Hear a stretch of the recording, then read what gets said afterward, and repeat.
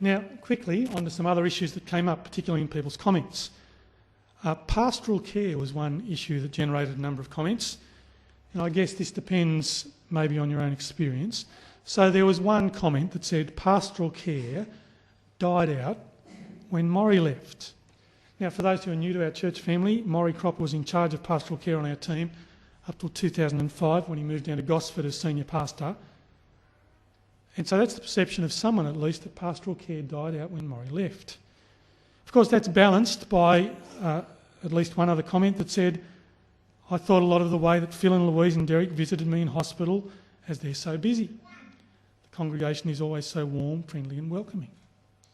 Now, the fact is, the reality is pastoral care is far from dead in our church. And if that's your assumption, you need to maybe revise it.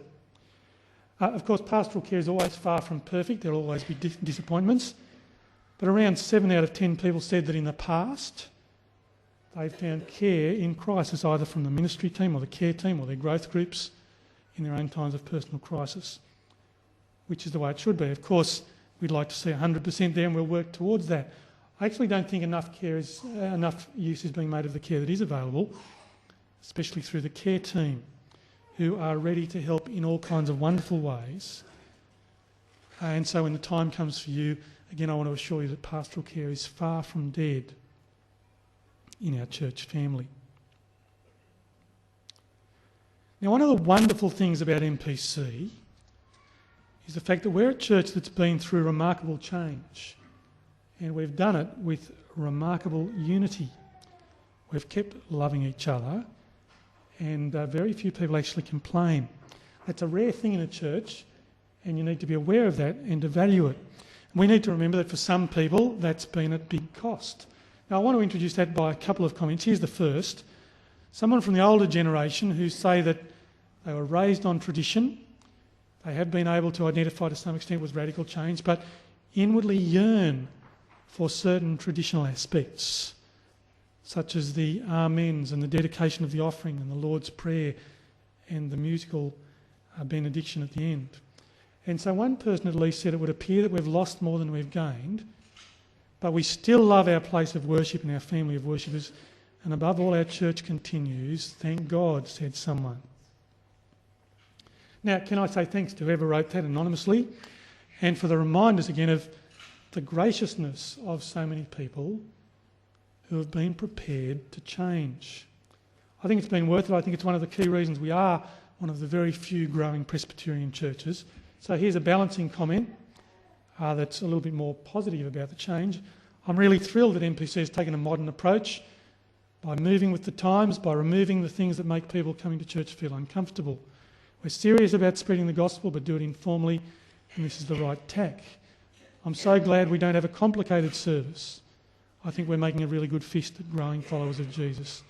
I'm always encouraged and grateful that we're being progressive and relevant in the 21st century. Keep up the good work. So again, thanks to the anonymous person who said that. But we do need to remember, as we offset that issue of change, change does come at a cost. And the unity of our church is thanks largely to the people who have sometimes let go of the things that they've appreciated in the past. And it's good to have been reminded of that. Some little things that people took the opportunity to say are that they don't like. The air conditioning's too cold. Someone said communion seems to be a low priority in the life of our church. I'm not sure that that's true. Attention to the balance between piano and organ music. Music's too loud, some people said. Music after the service is too loud. That's mainly relating to the second service. They're all things that we're passing on to our music team people to attend to. Some things we love. I really enjoyed reading through that section of the survey. Friends and music. Music and Bible teaching, said someone else. Having different people praying, seeing family pictures of baptisms on the screen, catching up with people you know. Good Bible teaching, mix of traditional hymns and newer songs. The atmosphere. I like the opportunity to relate to people of many ages, both young and old. I like the informal way we collect the offerings. I like the length of the service, except for maybe today's. And the sermon, and the fact that only one person in the main does the announcements. It's great to come to church and be with fellow Christians and share their concerns and achievements. And there were loads and loads and loads of other positives. So, half empty or half full? On the whole, our church life survey is hugely encouraging news. Here's another typical comment. I'm happy at church. I'm happy to invite friends to our church. There's no cringe factor. I know the Bible will be taught well and that people will be friendly.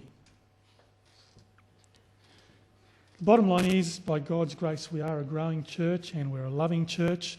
But as we've seen, there are some things to work on. To keep working at actually reaching out to the world around us, first and foremost here on Brisbane's north side and beyond as well.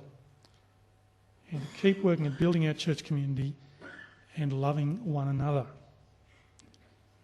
Now, if you want to know more in detail about our survey results, there will be a more detailed report handed out next Sunday, as well as another one dealing with results relating to growth groups that groups will work out during the week.